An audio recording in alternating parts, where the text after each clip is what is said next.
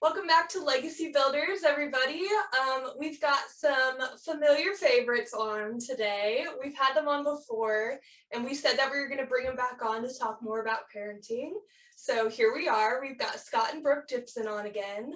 And so we're excited to dive into a conversation with you guys deeper than we did last time. And so thanks for coming on again, guys. Yeah, thanks for having us. Appreciate it. Yeah, appreciate you coming on. And when Madison and I talked about parenting, we're like, man, we got to see if Scott and Brooke would be willing to come on again and share some parenting. And I mean, then they'll be humble and say, we don't all claim that we have it right and we're the best. And but man, there's a powerful thing when we know we are doing some things right. I mean, we do have a good head on our shoulders and we're doing some things right. And all we can do is tell our story. And for Madison and I, we just feel that Scott and Brooke have a great story to tell. And we thank you guys for coming on and sharing your story. Yeah. So to start, give everybody should go back and watch their first episode, first of all. But give us a little recap just on your guys' story and your family and stuff like that. We were high school sweethearts and dated for a couple of years, broke up. I moved down to Nashville for college. Scott moved down around the same time for music.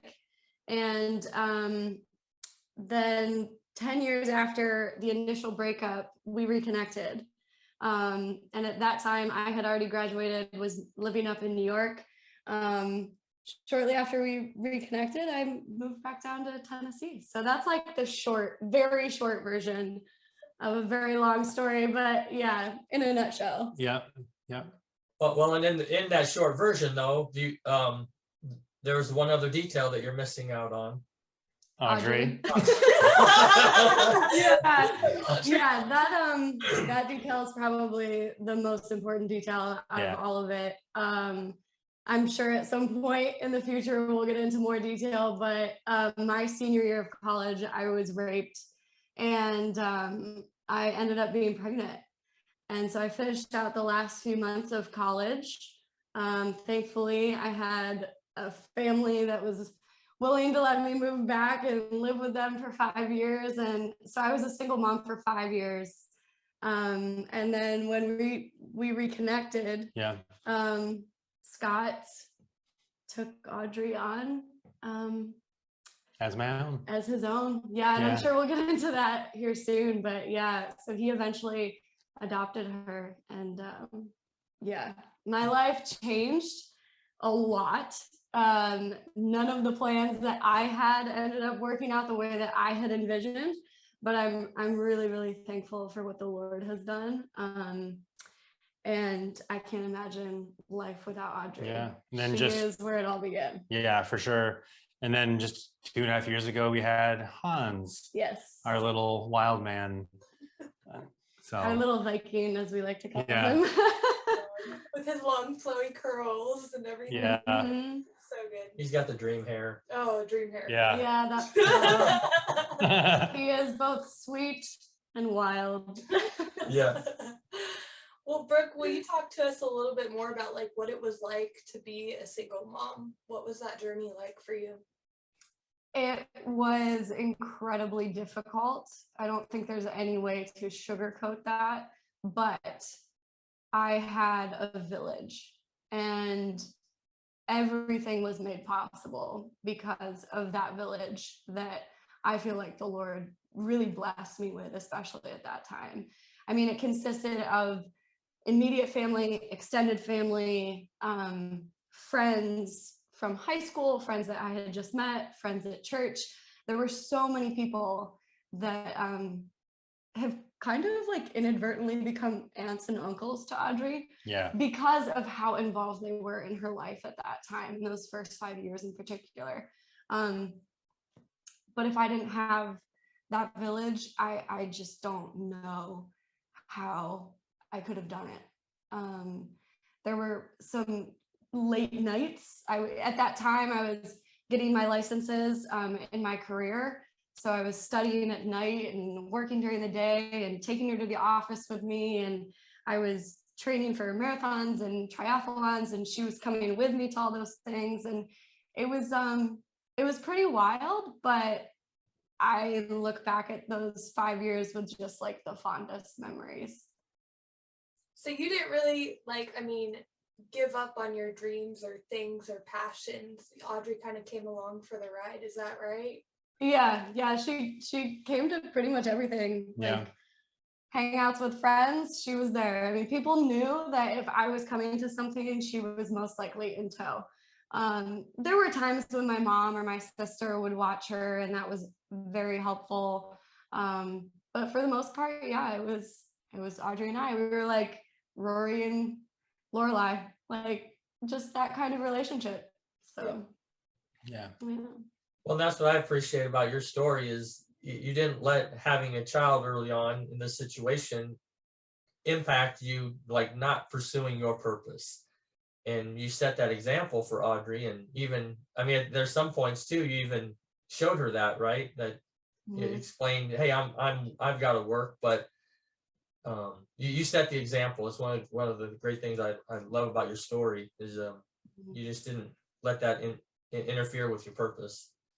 Well, both of you are still setting the example too, which is so cool. That just to see your parents go after your dreams. I was just listening to something today that said another form of neglecting your kids is to not follow your dreams and passions.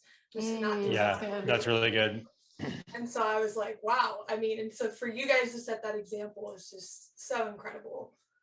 Thank you. Yeah, that's a conversation that Brooke and I have had many, many times between us, and not really with Hans because he doesn't get it at all, but with Audrey. But he's still watching. Yeah, like just the importance of we can't lose ourselves because we have this responsibility. Granted, they are, besides the Lord and each other, the most important things in our lives. But we can't sacrifice, who we are for their sake. Now, there's always sacrifice involved with children. There's things that are not going to be convenient, but we've had many conversations with Audrey as she pursues some of her own things of just the importance of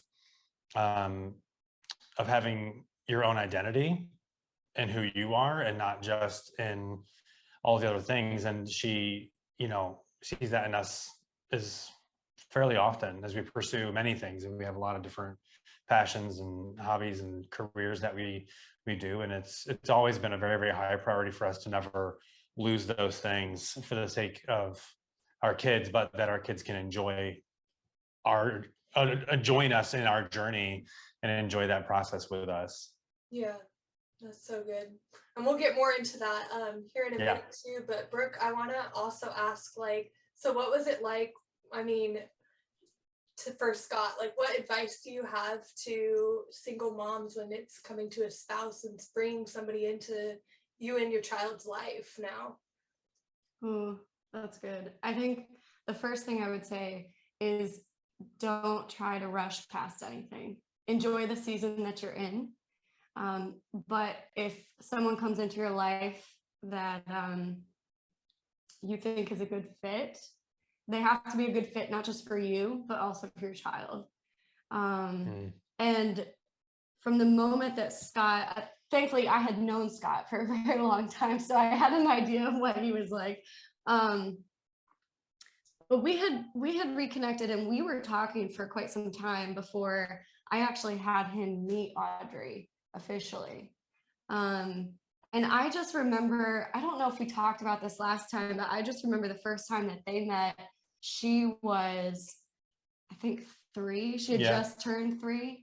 And I was taking her to see An American in Paris at a theater in Buffalo at Shays. And Scott happened to be in town visiting one of our friends who was at Roswell. And so he asked if, we could get together. And I said, well, hey, tonight I'm taking Audrey to a show. I'm not about to back out on that commitment, but if you want to come meet up with us, we'll go get dinner. And so he did. He came, I picked him up at Roswell, and we all went to dinner, the 3 of us. And he sat next to her. And I just knew in that dinner that there was something really special that was being formed. And I couldn't quite put my finger on it exactly. It wasn't any particular thing that was said or done necessarily, but they just formed this bond. You could almost like see it happening right in front of your eyes and just know that there was going to be more to this. And that night, I don't know why, but he had like this quarter that he gave her. And so she took it all proud. She was so happy. And he like carried her over to the car, and we said goodbye to him. We went to the theater, enjoyed our night. And we actually still have that quarter, which is the weirdest thing. But what we figured out afterwards is that the quarter, you know how the quarters have dates on them, like the year. And the quarter that he gave her had the exact year of when we first started dating. And I was like, that's so weird. But also like just those perfect little God winks where you're like, okay. Yeah. But it was just a really special time. And from that moment on, I was like, I feel like this could really become something beautiful between the two of us again. I mean, we kind of always knew that we would either find ourselves together again, or if we did, we would definitely get married. Yeah. And the last thing I think was to figure out if he and Audrey would have that same connection. And they absolutely did, without a shadow of a doubt. Yeah. Scott, what was the process like for you? Like, what was all of that like? Gosh, yeah, the process. I mean, you know, it's interesting for me. I was coming out of a time of my life as well that was very destructive for myself. I was not, I wasn't walking in sync with the Lord at that point in my life. I was playing music downtown, having the time of my life, but I started having, like before then, this big call and pull to like leave it, put it all behind. Like I knew like this is not pleasing to the Lord. I'm not doing anything to set myself up for future success. You know, I knew that God had called me for more in my life than what I was giving it. And so I'd already started this process of leaving that behind. And so I did, and and during that process, you know, Brooke and I had reconnected. And when I didn't know the details of her story. I just knew that she had a daughter, and I had some ideas. So as she shared her story, and like this time we had gotten together for lunch, when she shared her story with me, and I was in this like transition point in my life, knowing her background and then hearing like what she had come through and hearing about Audrey, what she was doing with her career and all that stuff, I was like, I don't know if it's this woman, but this is definitely the type of woman that I want to have in my life. You know, she was so in love with the Lord. She was an amazing mom. She was, you know, a very hardworking in her career. And as that progressed, for me, it was just a very, very quick reality check of like, this is serious, more so than anything before, not just because this is one person and you're dating, you're trying to figure it out, see if it's fun, blah, blah, blah. But there is also a child here. And more than, at least for me, and I guess in that moment, you know, I'm thinking more than anybody here, this child does not deserve to have their heart broken. And if I pursue this at all, like I have to take care of her, take care of our relationship between Brooke and I, and really be careful. You know, I was walking into a much more serious situation. We weren't just, you know, going to be newlyweds and have all this free time on our hands and all this stuff. It's like, hey, if I commit to this, I am immediately dad. There is no 1, 2, 3 years of marriage and, you know, just us going on vacations, the two of us, wine tours, whatever. Like that's it. Like, doesn't mean we can't enjoy life and for those things, but it goes more coordinating and just a level of responsibility, because I went from a bachelor to being a husband and a dad on the same day, not just a husband. And then eventually one day I was ready to be a father. That all happened at the same moment. So yeah, for me, I think it really was a a reality check, and I had to be very honest with myself of what was I getting into. And if I knew that if there was ever a moment where I knew that I did not want that, I would have to end it immediately and not drag it on, because the thought of breaking one person's heart is the worst, but two, and an innocent child, like, to me, I just no, I just knew it had to be very serious. Yeah. So then when you guys got married, you did something really special at your wedding. Will you talk about that? Yeah. I think it was a decision that we made together. Yeah, I think so. Yeah. And your eyes are all watery. I know, like she brought it up and now I'm like thinking about it. Oh, I love it. I was gonna tell you not to cry, but no, I did all my crying on that day for that moment. Yeah, you did. A lot of people did. Obviously with the wedding, we knew there was another element to it, because it wasn't just I'm only married to Brooke. Right. But that it was 3 lives coming together, not just 2. Also, a husband and wife is being formed, and a daughter and a father is being formed on the same day. And I forget if it was both of us that came up with it, or we talked about it. We talked about what we wanted to do, but ultimately, I decided that I wanted to give my vows to Brooke and then give a separate set of vows to Audrey. And it was beautiful. I gave her was it a bracelet? Was it a bracelet? My older sister, she passed away when I was 15, and she had necklace, right? Yeah, well, it was like a necklace with earrings. It was a set. And my mom, somewhere along the way, had lost one of the earrings.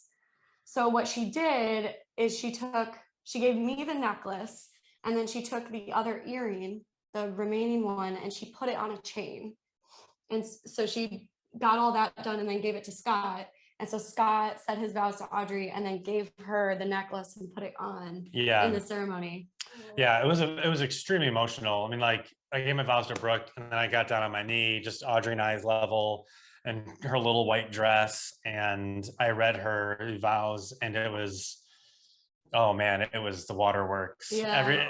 In the video, it's just like everybody's just crying. I couldn't talk for like 30 seconds. Yeah. I was just like, I couldn't even start it. I think it's funny because my mom just found the video a couple weeks ago. Yeah, hers, yeah. And I had never seen it. Yeah, and I had never seen it. And it's funny though, because I remember Audrey, like for most of our ceremony, was like playing with her shoes. So like he's giving this really serious vow to Audrey, and she's just kind of like, yeah. It's super cute. I mean, she was 4 or 5, just turned 5. She was really young. She just turned 5. Yeah. No, but it was beautiful, and it was impactful for us as a family and people who were there to witness that. I know it just touched a lot of lives, and it's it was super special, and yeah. That's awesome. I mean, I want to see the video. I know you guys brought it to the table. We were at a wedding the other day. You were like, look at this. But yeah. I can only imagine how emotional that was. What was then the process of like officially adopting Audrey like? Like, what did that process look like? So that process was really interesting because, man, it was one of those things where it was like, God totally made a way where we really thought there was not going to be one. Yeah. At that time, though, I moved down to Tennessee and we had reconnected. When we got married, we had discussed, hey, this is Audrey's backstory. Do you want to adopt her? Is that something you want to do? He said yes. So we started the process. They had to do, again, I don't know if Tennessee's changed since then, but at that time we had to do like a home, what was it? Like a home inspection. Like they basically come and like make sure the home is suitable for a child and make sure they just want to see where this child is, even though she was living there. Even though I was listed as her legal mother and she was in the home with me, they still needed to do the All the formalities. Yeah, all the formalities. So we go through that process, which is very expensive. We hire an adoption attorney, also very expensive. And as we're mid-process, it was around this time of the year, we get a call from our adoption attorney, and she says that we're probably going to be met with some obstacles because the state is going to want to reach out to the biological father to make sure that this is all good to go. I explained there was no father listed on the birth certificate, you know, and I also explained that in New York, you know, their rule is that once it's done, it's done.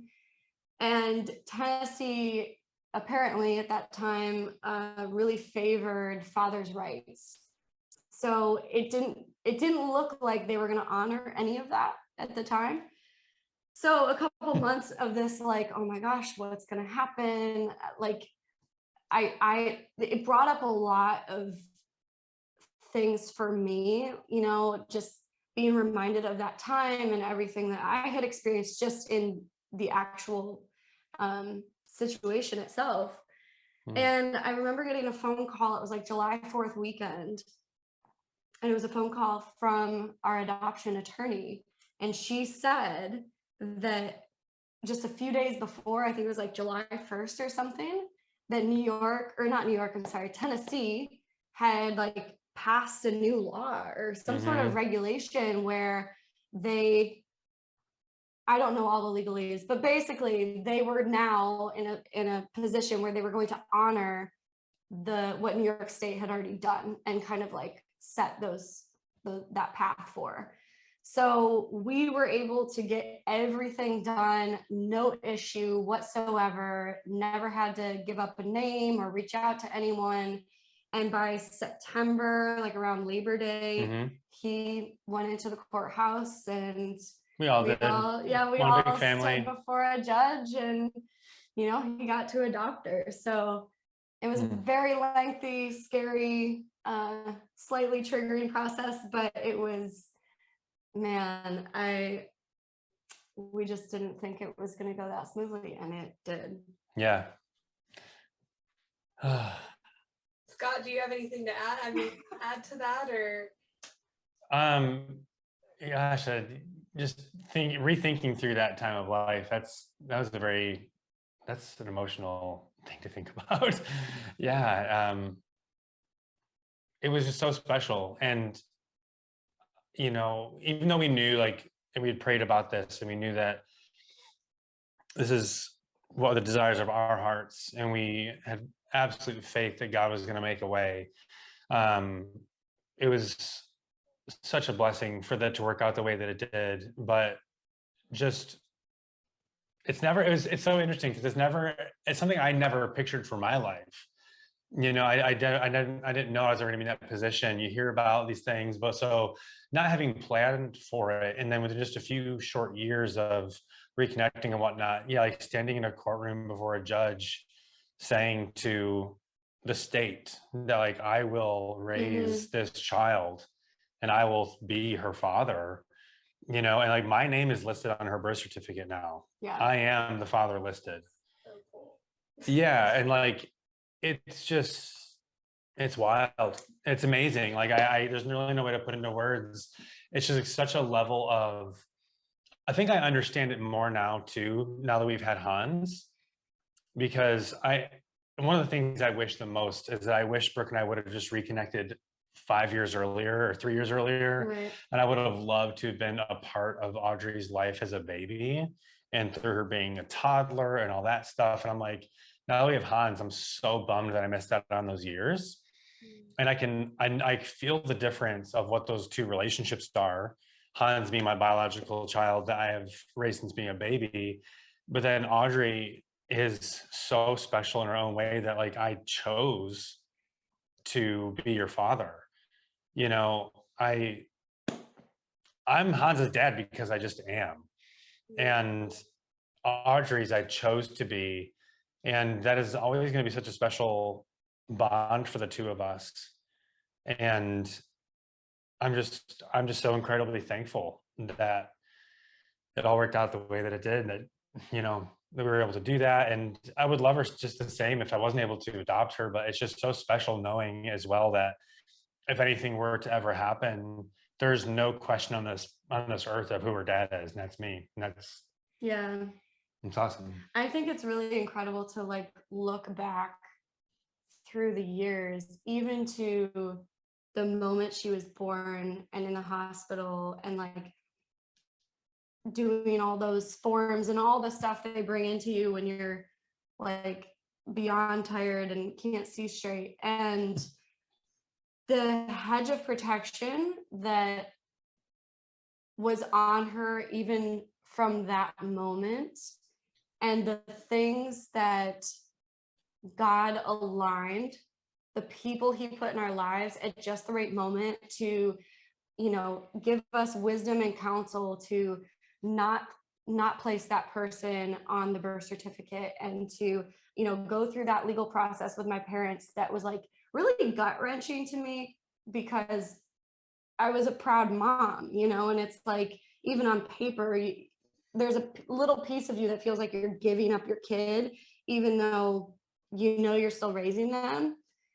And then everything that we went through the adoption process with Scott, it just, all those pieces coming together, it like, just thankful, just so thankful.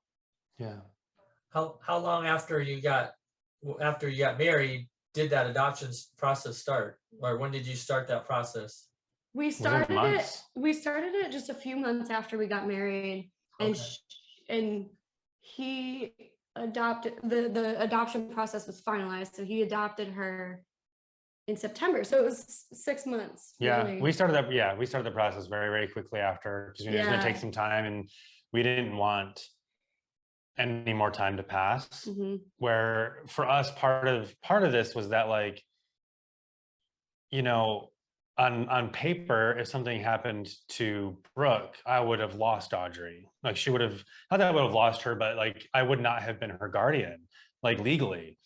And that was so important to us, because for Brooke to be like, I chose to marry you, I'm choosing for you to be her dad. We wanted to make sure that that was always going to be the case, whether, Yeah, and part of that was, I think especially when you're young or newly married or whatever, you've got a lot going on, it's easy to push off big decisions like that further down the road. Like, we'll get to it. And something had happened shortly after, I think it was after we got married, but a friend that I had growing up, she had actually passed away very suddenly. Mhm. And she was in a similar situation that I was. That's actually. right. She was engaged to someone, but had a daughter about Audrey's age. And we were in discussions with the family, and we didn't think she had siblings at the time that could, help raise her daughter. So we had actually offered, like, hey, I don't know what the situation is, but just know that, like, we're here. If there is no one that can help raise her daughter, we're here. And what ended up happening is that the daughter did not end up being put with her fiance. And so as we watched all of that happen from afar, it was kind of a reality check for us in our situation. We were like, hey, like, my parents love you, but right now legally, like, if something happens to us, she's going to my parents. So we should probably get that. I mean, would they figured out? Yeah, and by all means, like, that wouldn't even be like a bad thing. But we knew that what we desired for our lives moving forward, and what we desired for Audrey, that of who her parents would be and who would raise her, even if one of us was not in the picture anymore due to a death or whatever, so it was, I forgotten about that. Yeah. And that was a very big motivator for us to be like, hey, let's just get this done, regardless of the cost or the time, whatever it takes. Let's be done with this, so you don't have to think about it ever again. And we also saw, just for Audrey to be younger, that would be better as well, to go through that process. I guess so. So once you did you guys went through the adoption part of it, you know, and you're like, okay, so now I'm dad, I'm her father on paper, right? Yeah. So talk us through, how long did this process take before she like responded and now looks to you as this father figure? Was it immediate? So No, no, not at all. What did she call you for the longest time? Scotty. I was Scotty to her for forever. I mean, that's how I was introduced to her. So, and I even said, even after we got married, even after I adopted her, I said, I don't care if she calls me Scotty forever, because I know who I am in her life. And if she doesn't quite understand it now, one day she will understand it. And it was hard at times. There's times where, especially like after a couple of years of being called Scotty after we were married, you know, that I was like, people would be like, oh, it's your dad. It's like, yeah, it's Scotty. And I'm like, people would be like, huh? Who calls their dad by their first name, like nickname, you know? So it had its moments. But she definitely knew early on that we had many conversations with Audrey, like, hey, like, and Brooke did wonders with this, like, hey, like, you know, this is your daddy now. You don't have to call him daddy, but like we are all family, you know, and just explaining that to a 5-year-old, Yeah. you know, as best you can. But she definitely knew that I was there to stay. I was not going anywhere, and that mom and I both had equal say in the house, that it was not, she's not going to hear something from me, then go to mom and have it be another story, or she's not going to have the power to, you know, dupe one of us. So we are very much one. She tried a few times. Oh, she's a kid. Yeah, of course. She knows. I think even now, it's not that she's intentionally trying to trick either one of us, but there is the relationship is different between her and I and Scott and her. It's just different. It might always be that way. It probably will. She and I have a shared experience that it's almost like was forged through the fire. And when you go through something that difficult together, even though she was very young and has little memory of it, there's a bond that was forged through that they just don't have. And every once in a while, as we're parenting, we kind of get glimpses of it, and we're like, okay, all right, we need to have a talk. Yeah, over here. Yeah. But when I was pregnant with Hans, Yeah. I think probably a couple months before I had him is when I finally had a few conversations with her, and I said, hey, just so you know, when your little brother comes, your little brother is going to be calling Scotty daddy, and you will need to as well. Like, at that time, you know, you need to set a good example for Hans. Yeah. And she was reluctant, but then, man, she, like, everything changed when Hans came. Yeah. Everything. And I forget, I think it happened before Hans came that she started calling me daddy. She would slip up. Remember when she would like slip up? She'd be like, no, I didn't say that. She would accidentally call me daddy in the car. And I'm like, oh, daddy, huh? She's like, no. I said Scotty. You know, but like there's a few times that I remember that she was very reluctant to call it to me, but I heard her when she was in pre-K or kindergarten talking to her friends across the room. She's like, that's my dad. And I was like, that's me. You know, and that just meant the world to me. So I always caught those little moments, or when she was in pre-K and she would, you know, slip up and say, daddy, look at that. I would just be like, I would just melt, you know, and but all of a sudden one day she just, like, in her own thing, she decided, and she never called me Scotty ever again. Yeah. Wow. It really was, once she knew that Hans was going to be here, like, she didn't want me to not be daddy. I think she wanted to make sure that I was, that the two of them were equal, you know, and she never had called me Scotty ever again. Yeah. So Hans and Audrey, they have this really special connection. They really do. You watch them and they really are so sweet with each other. I'm sure it's not all the time, but talk about like how you guys helped cultivate that, how you helped like cultivate a good sibling relationship. Okay, well, I think it all started in the hospital room when she did not want to hold him at all. At all. No.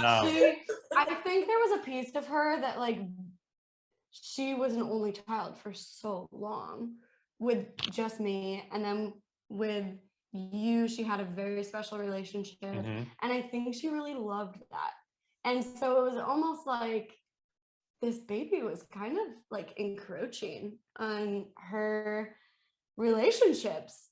And she's just turning 7 as he's being born. Like, yeah, and it's around the time of her birthday. He was born 3 days before her birthday. she's already it's taken like- over her Yeah, birthday. Thanksgiving was taking over her birthday that year. So it was just like there's a lot happening. And we did everything we could to just make sure that she felt special and celebrated. Yeah. And I say that because it's hilarious to us now because she didn't want to hold him in the hospital for a couple days at home. She didn't want to hold him. But then all of a sudden it was just like with calling you daddy. All of a sudden it was like, yeah, I'll hold him. Mhm. And then you couldn't get that kid out of her arms. Like that was her baby brother. I would, when he was older and he was in like the bumbo, I would walk by her room and he would be in the bumbo and she would be like doing dress up on him or reading him books and all this She's all crazy this about stuff. him. And she is in love with her brother. Yeah. Is that something you guys helped like form or anything like that? Well, honestly, one thing we've always said about Audrey is that she's extremely compassionate, Yeah. and I think she just, I honestly don't know if it's anything like specific that we did to help their relationship outside of like the normal sibling drama, and also the fact they're 7 years apart. He's 2 Yeah. now, and she wants to play with him like he's At just her 2 years level. younger than her and not 7 years younger than her. So we have those conversations and everything. But honestly, I can't say that their relationship would be much different than any other pair of siblings, despite the fact that they're, half brother and sister, which, Yeah. but we don't ever, it's It's never weird, even 'cause crossed even our when you mind. said that, It like, feels weird felt even saying it wrong because like we because- are our family, we are our family unit, Yeah. and we had Hans, and it's always been at this point like it's the 4 of us, and they are just like 2 normal siblings, not Yeah. having any idea that their story is a little unique. They just don't know, and it's not because we've kept any secret. They just are crazy about each other. They have Yeah. so much fun, and they cause so much trouble sometimes.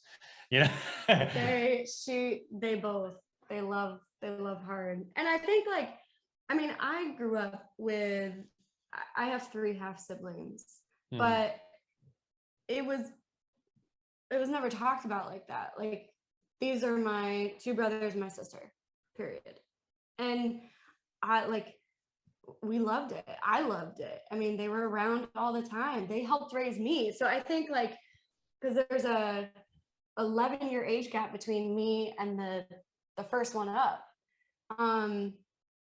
So I think maybe part of that was at play of like, it seemed pretty normal to me. Like, Yeah. here's your sibling. There's Yeah. nothing different about it, So, yeah, there are times where they definitely, she gets frustrated with him, if he breaks one of her Lego pieces or something. That's really the only time we see them. Yeah. But it's just normal sibling stuff. But yeah, it happens. I think part of it too, we had her be very involved with him at a young age. Yeah. It was never like, we're taking care of the baby, go play. It was like, hey, you need to feed your brother because we have to take care of something here real quick, or just out of necessity from working at home or projects. And she was happy to. It'd be like, it was amazing to have her at 7 years old, just be able to sit on the couch, prop up a pillow, put him there, here, hold the bottle. So she got to be involved with like caring for him as an infant. Yeah. And yeah, that special thing. He was a shared responsibility. I mean, she probably made up, all of, 2% of that, if that. I don't know. But I'll be honest with you. I'll be honest. He was born in November of 2019. mm-hmm. And by the time I was coming off of maternity leave, we went away for a conference and came back, and COVID had hit. So Yeah. I relied on Audrey a lot during that time because my industry was hurt really, really hard. I'm in finance. So I was making a lot of phone calls to clients at that time, like, hey, don't look at your accounts right now. Like kind of bracing them for the storm because nobody knew what was happening. And I needed her.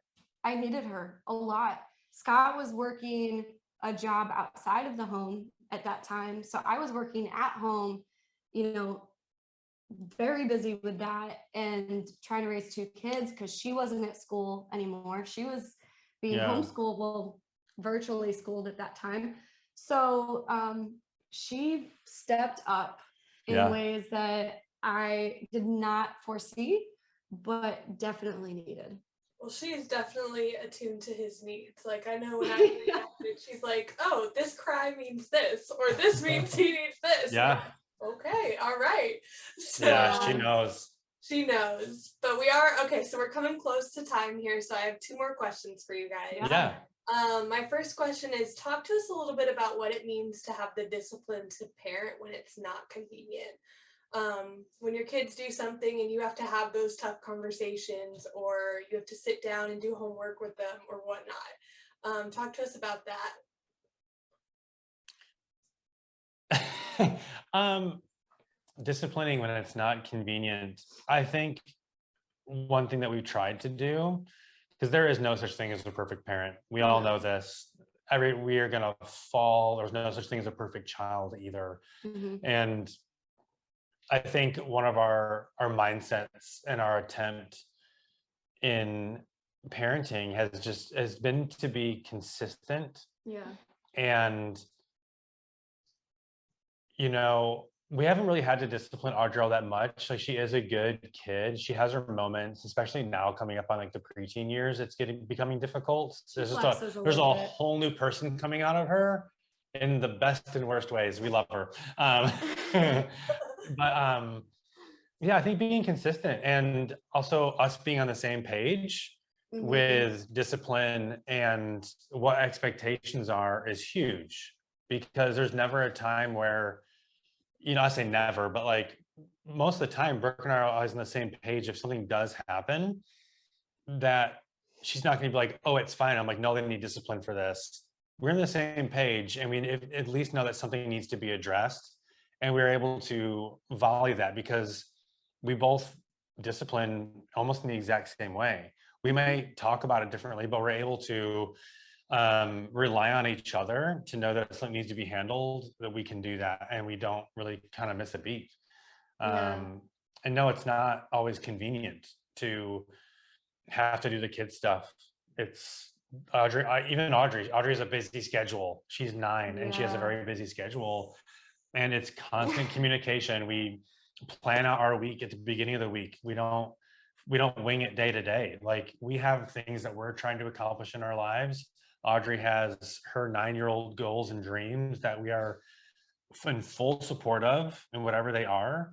And we work together as a family. It's no one person in this family is a priority over the other. And that's something I don't think we've talked about, just kind of, that is the way it is. Like, just thinking about it. I mean, granted, we are the parents and we have to make sure that there is, a roof over the head and that our children's, have the basic necessities of living. But like, truly, we haven't not ever, but it's something that Audrey wants to pursue. We make sure that when we will do whatever we can in our power to help her. So we're just very much on the same page when it comes to discipline and scheduling and the inconveniences of life, because Lord knows there's plenty of them. Well, and everyone here it's expected that you support everyone else. And I think like when it comes to discipline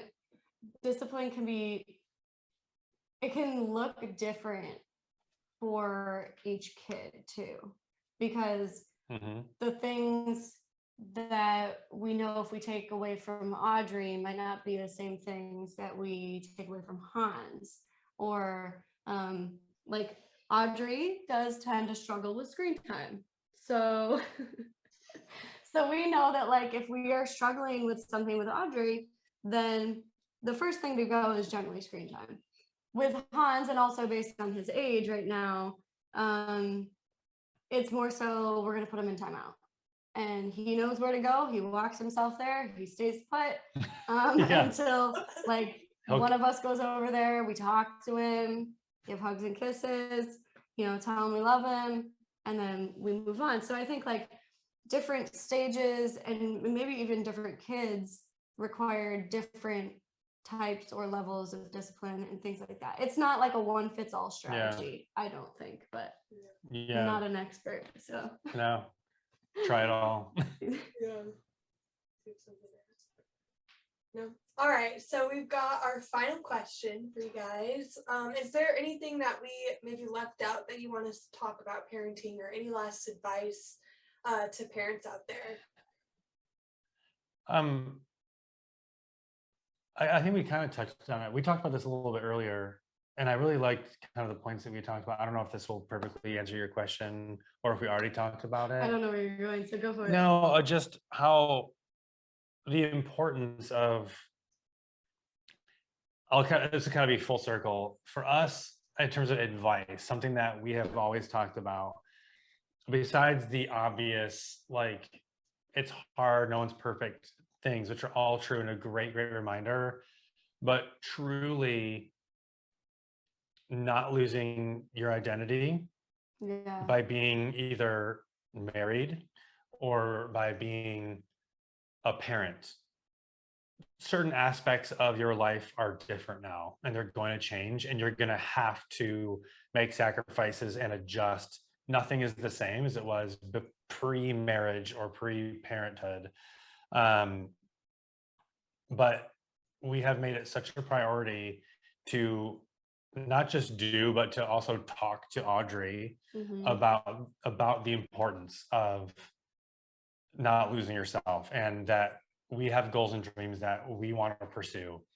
And it's just, and I know we've touched on this before, but it is so important to us, and letting them know that we are going to have to make some sacrifices on every end, from time or things that we want to do. Sometimes we have to remind Audrey that we spend between driving, we spend 12 hours a week for her, specifically just for one thing that she wants to do in gymnastics, and on top of school and meals and other things she wants to do in theater, that sometimes like it's not going to be convenient for her when we have to go do something else. And we just, I don't know, I think there's no decisions that are made for one person alone. Everything is a group decision. There's never a time where Brooke or myself is like, hey, this is interesting me, I'm going to pursue this, or I got this opportunity, I'm going to do it. It's like, hey, here's an opportunity, or here's something I want to pursue. How does this work with our family? There cannot be any selfish acts or desires if you want to have something that is truly healthy for your children, because your children are going to see that. And the example we want to set is that you can have a balance of being a hard worker, but also being able to be still. And you can have your goals and dreams, and you can have your family, and it can be healthy. And it's very important to us. We're in the midst of making all kinds of life decisions all the time. It's a constant consideration, and I think it's something we try very hard at. Yeah. Brooke, what's your any last advice to parents or anything? We were talking about this today as we were driving back from the airport, because my dad came into town to get Audrey and bring her back up to New York for a couple of weeks. So she's not here and it feels a little odd, but it's like, as much as I miss her, because I love spending time with Audrey.